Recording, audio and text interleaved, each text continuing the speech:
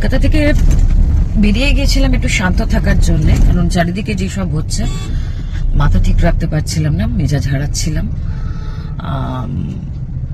আবার এই শান্তিটা আমার বিচ্যুত হলো। রিপাবলিক টিভির এক রিপোর্টার, সাংবাদিক আমাকে এই ভিডিওটা পাঠালেন। অতীশ সরকার নামক কোনো এক মায়েরই সন্তান, হয়তো প্রাক্তন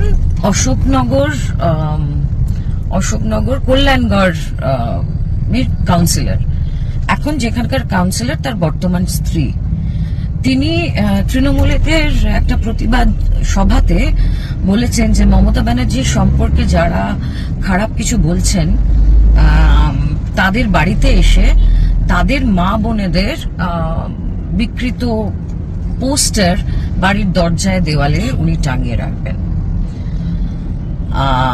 এই আগে যেটা বললাম যে আশা করি উনি কোনো মায়ের পেট থেকেই জন্মেছেন, তাহলে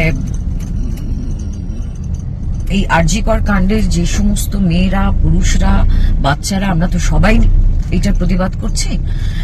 আমার তো মনে হয় উনি এই রেপিস্টদের মতোই, কারণ উনি মা বোনেদের বিকৃত ছবি পোস্টার সাঁটাবেন সবার বাড়িতে এসে।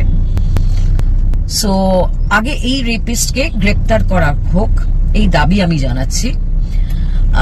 এবং আমার অবাক লাগছে যে ওই স্টেজে কয়েকজন ভদ্রমহিলাই তো নাকি বসে আছেন এবং তারা তন্ময় হয়ে শুনছিলেন ওনার এই স্পিচ।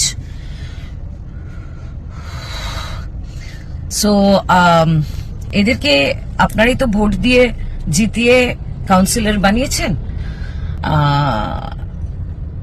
কিছু একটা ভেবে বানিয়েছেন। এইবারে স্টেপ নিন, কারণ ওরা আপনার বাড়িতে এসে হুমকি দিচ্ছে আপনার বাড়ির মা বোনদের বিকৃত ছবি ওরা আপনার বাড়িতে টাঙিয়ে রাখবে। আমি ওনাকে চ্যালেঞ্জ করছি, আপনি আসুন আমার বাড়িতে, আপনি আসুন আমার এবং আমার মতো মানুষদের বাড়িতে। আপনার কি হয় আপনি দেখে নিন।